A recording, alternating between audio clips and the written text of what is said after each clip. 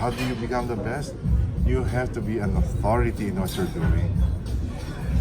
And to be an authority in what you're doing, you have to learn, you have to study, you have to study everything about it. You have to be a master in what you're doing.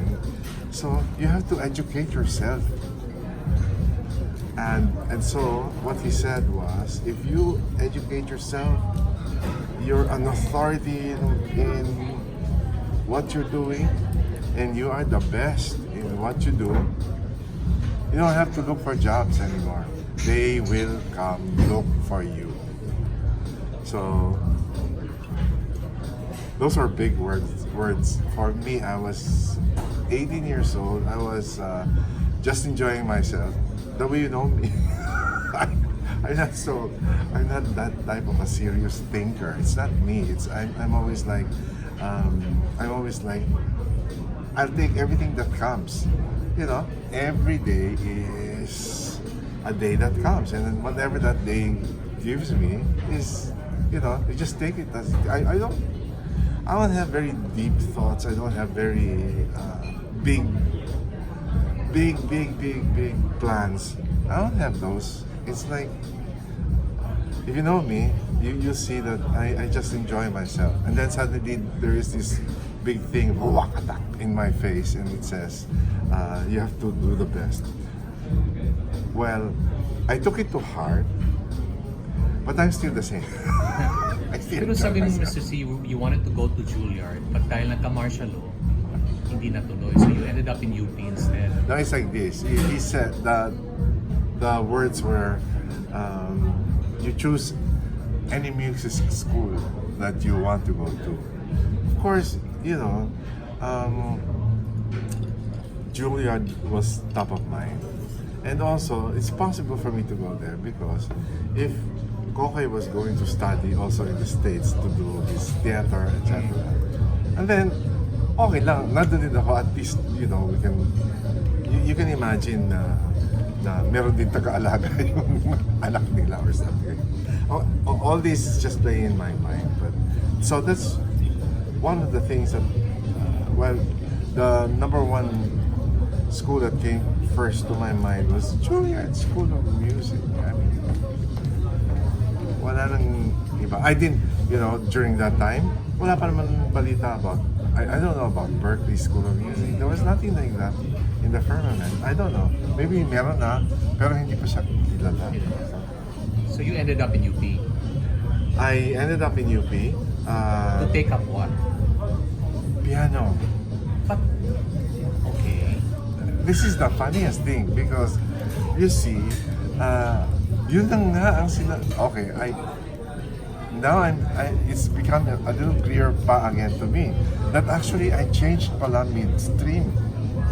Kasi piano yung naiisip nila sa akin. Nila, Tita Celia, Tito Doy, you're a good pianist. Para maging concert. Parang maging magaling na concert pianist. Ganon. Van Cliburn kind of thing. Yeah, parang yun ang nakikita nila sa akin. And so, that's why the first thing that came to mind was Juilliard. Kasi during that time, hindi naman ako composer eh. So when you say Juilliard, it's a performing arts school. I mean, it's a, ang ano nila is performance. So how did that transition to what you were saying na, so from piano, you shifted courses? Okay, it's like this. So now I'm taking piano at the UP College of Music. Oh, this is the turn around point. Once I got into that high level piano, at that point in time, it was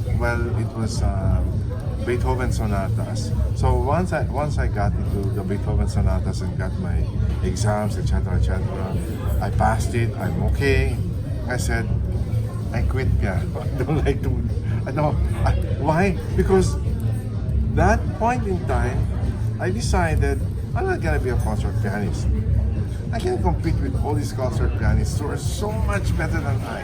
Did you feel you weren't good enough? Like No, yes. You know why? It's so difficult for me to memorize. It's like, how did I memorize all those concertos? And I couldn't even, I'm, you know, it's so difficult for me to memorize one. Pero the Full dexterity sonata. of your fingers, kaya-kaya. Well, they think they think kaya ko. They think kaya ko. Of course, my piano teacher was disappointed that I didn't want anymore to be a concert pianist. But I will tell you something. I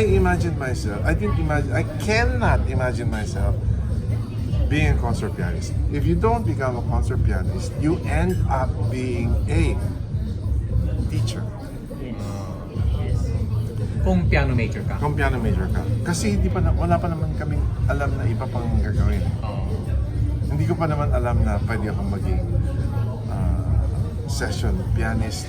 Wala naman classical pianist na sessionista.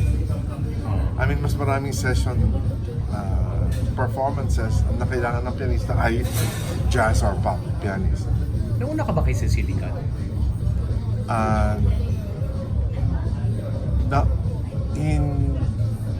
Sa 70s, parang pinadala na yata siya sa Amerika. As a child. So, kung ako mga 17, 18, kung siya, let's say, mga 8, 9, I don't know how much older I am.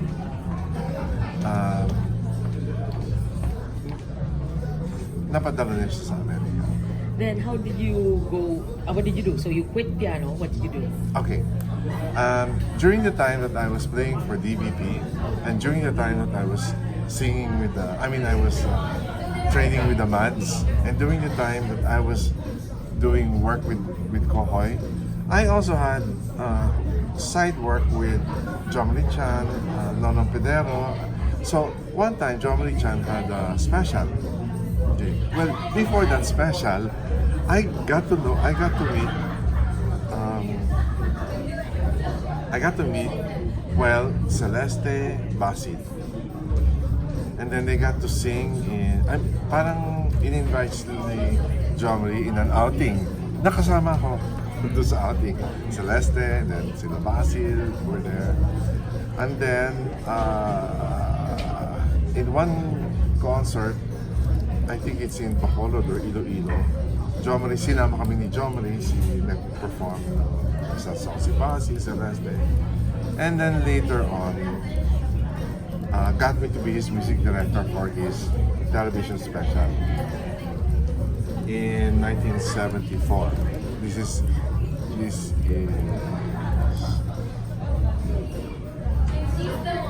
Jose Marichan. At the same time, while I was doing that, I already met sila Tats Manahan and sila Mr. M. And they asked me to write. Why? Because they had Mr. M directed the new minstrel special. That's a new minstrel special. I think in 73 or 74. And I arranged some of the songs of the new minstrels. Okay, so they liked what I was doing, and then there was a Patas Awards for 1974 or 75. Patas is the television awards.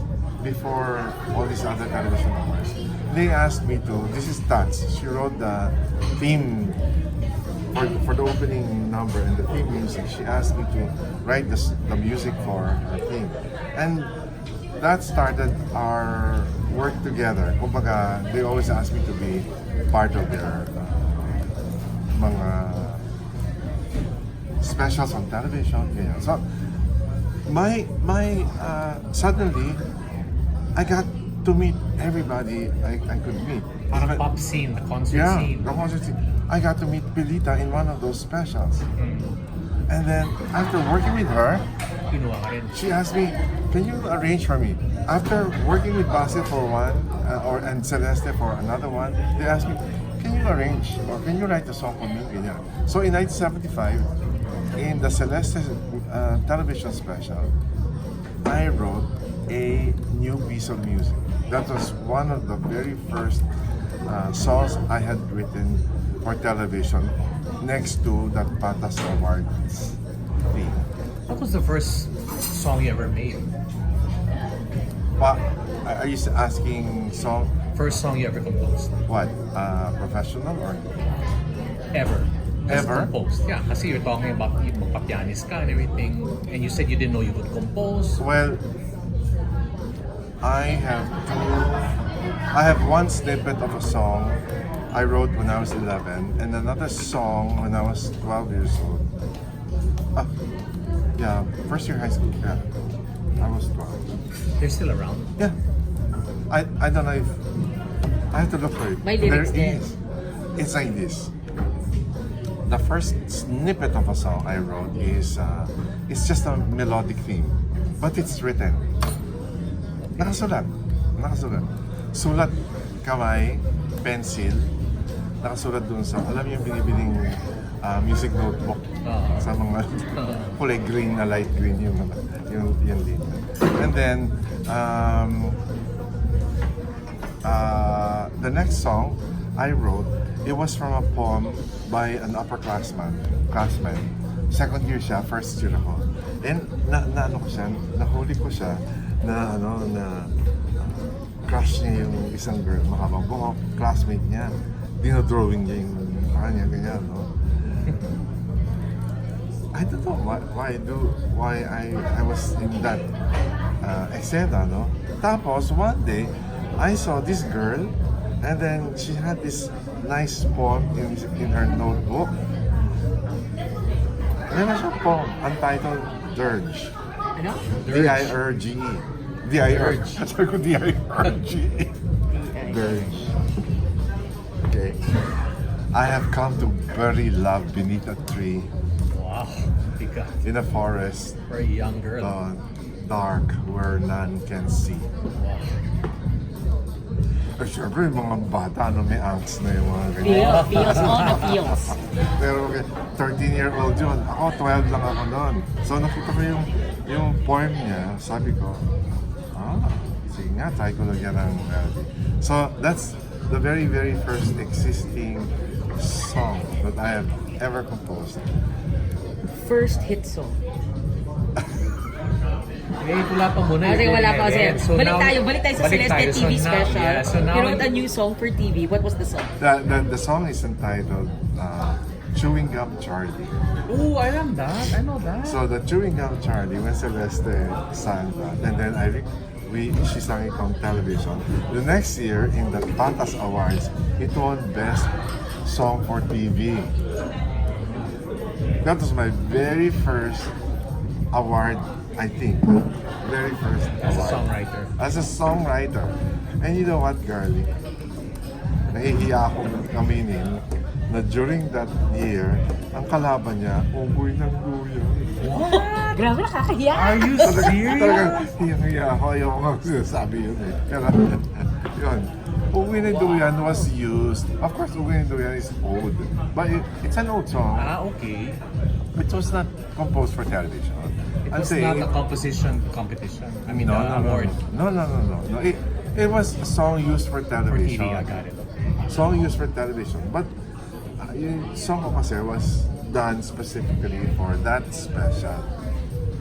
And the lyrics were written by a college girl who was a member of the ambivalent crowd, yung generation na tinitrain ko. I saw, she has this notebook. It's still with me. Wow. It's ganyan kakapal. It's so full of her writings, musings, and these are all a lot of verses, a lot of kung ano-ano. So when I saw that Chewing Gum Charlie, it's a story. It's like, why does this girl write something like this? It's so out of this world. So Celeste sang it. I mean, she agreed. I sang it to her. You want to use this? Blah, blah. She agreed. She sang it, and then if you look at the lyrics, talagang parang ano to sinasabi nito? Okay, anyway, fun, and it won. So after that, the next song I ever wrote was Isang Awit, because I said I wanted to join the World Popular Song Festival. Why did I want to join the song festival? Because 2 years before, I helped arrange Nonong's song na Nono Pidero song, na in-enter niya doon sa song festival na yon, na nag-represent siya ng Philippines and they went to Japan. The guy who sang his song was Joel Navarro. Wow. So, during that time, parang ako ang arranger ni sa mga jingles niya ni Nono Pidero. Tapos laging kasama namin si Joel to sing also some of the songs. So, I don't know if you remember this song in Juicy Fruit Gum. Add a little sweetness to your days. Tapos meron baka Juicy Fruit Gum. That's Joel Navarro. So I arranged that. I mean, much of the material na nilalabas ni Nono Pidero, ako yung arranger. Arranger lang ako doon. So sabi ko,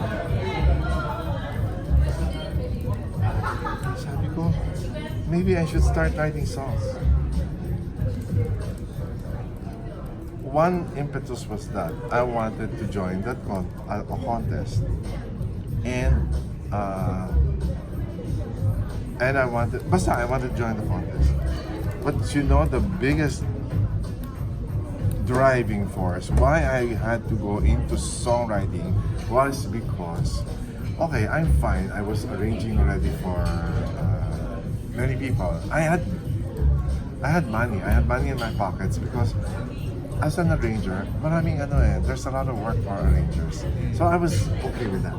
Except that one day I realized that people do not know what an arranger is and who the hell is an arranger, because when they say sa recording nga, ang una maalala ng tao, sino yung singer? Next na lang kung yung sino yung nag-compose. Correct. Pero hindi na tinatanong sino yung nag-arrange. Ay, naku, maraming matatamaan dyan. I know a lot of people. So, in short, I was saying, I'm okay, I'm fine, I'm making a living, but... Walang recognition. Well, yeah, precisely. Walang recognition kasi all these songs, ang mga arrangers, they really help in creating the yung final product ng kanta. It is the arranger actually who helps shape and make it sound the way it sounds, like that. No?